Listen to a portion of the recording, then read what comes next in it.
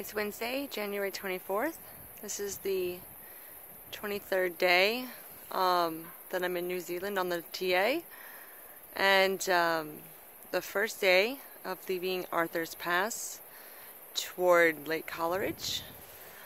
And I'm here now at Hamilton Hut, which they so lovingly call the Hamilton Hilton, which is very nice. I'm here with Marco and Kristen, the Australians, and Louie, the awesome teacher from Britain. And we might play some Uno tonight. Who knows? It's a lovely valley. Did 27K of walking today. And I had a 0 day in Arthur's Pass yesterday. And got to do some reflecting on family, friends, love, life, and loneliness too. I kind of, even though, you know, there's social media and stuff, and it's kind of a disconnected way of staying connected.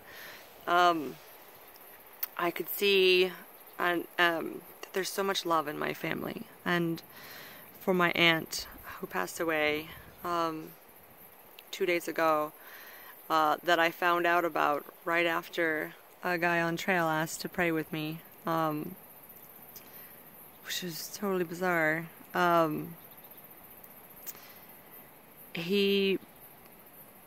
He mentioned too something about reconciliation. There was going to be some sort of a reconciliation for me, and I was thinking, oh, with who? You know, I wonder with who. And then today, you know, really kind of walking on my own for the first time since this trail started. Listening to my body and taking care of myself. I think that's where loneliness would come from. If there's no one there to take care of you, if you're not there to take care of you, then that sense of loneliness is like the internal yearning for you to be there for you. And you know, with good intentions, I was trying so hard to really push myself to stay with the group, because I had a really good group with Prancer and Nathalie. But I also wasn't tending to my needs, and I think that's where, you know, someone can say that they can feel lonely in a room full of people. You can feel lonely anywhere. You can feel lonely in the mountains. You can feel lonely in a room, yeah, wherever.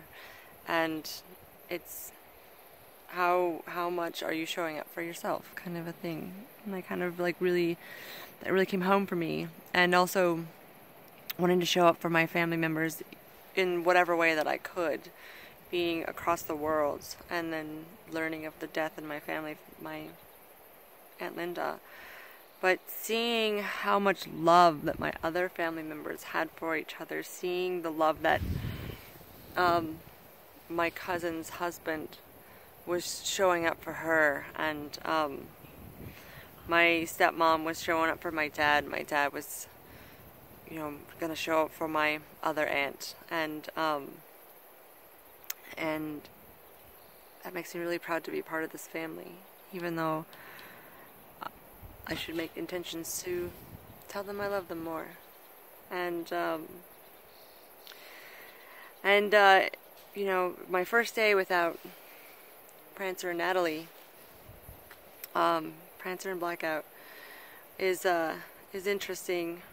But I really got a really special opportunity to come into something, you know, where there were 3 of us, And I mean, I had been in touch with Prancer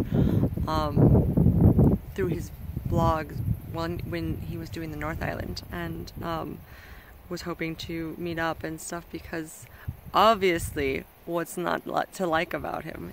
He's a very attractive human being, especially like his freckles, and he's more influential than he would probably ever admit or own up to. But he's a very amazing person, and then realizing that there's something more going on here with between Prancer and Blackout, Nathalie. She doesn't have a mean bone in her body. She is just the epitome of grace. She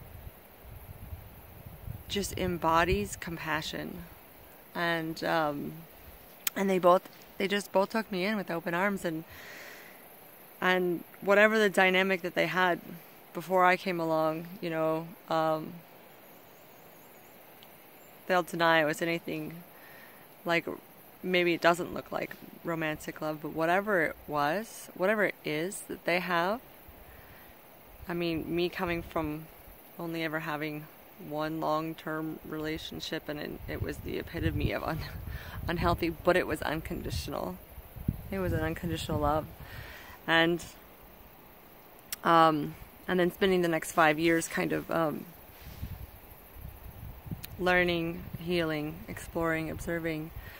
And then I see how they are to each other on this trail, and then what the trail kind of can do to people who have to be around each other all day, every day, and you get to see the ugly, the good, bad, and the ugly, and they embodied virtues that I would be so lucky to ever meet some kind of a kindred spirit like that. They were loyal and attentive and dedicated to each other.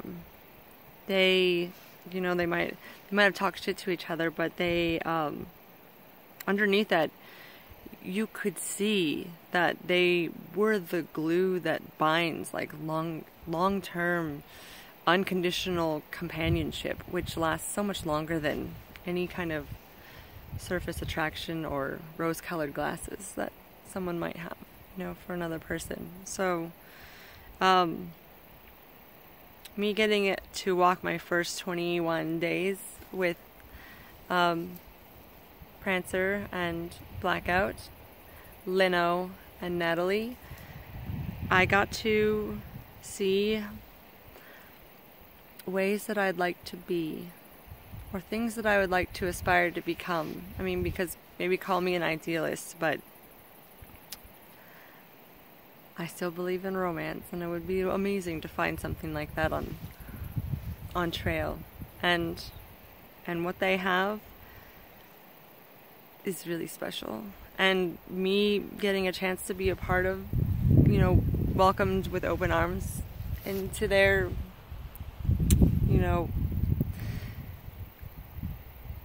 companionship was, also makes me feel really special. And I feel really special too that I have friends that I know, and maybe friends that I don't even know, following along on my blogs on these stories, which makes us, all connected, and that's really neat too. So even though it's a time of bittersweetness, where there's loss in my family and paths going separate ways, it's also really beautiful, and I've learned a lot from it, and I feel really blessed to have had that as an experience in my life, and to get to share that. So today, Hamilton Hut, first day back on trail. I'm gonna go in there and I'm gonna play some Uno, and I'm gonna have some rice with French onion soup mix and some crackers on top. And it's gonna be delicious.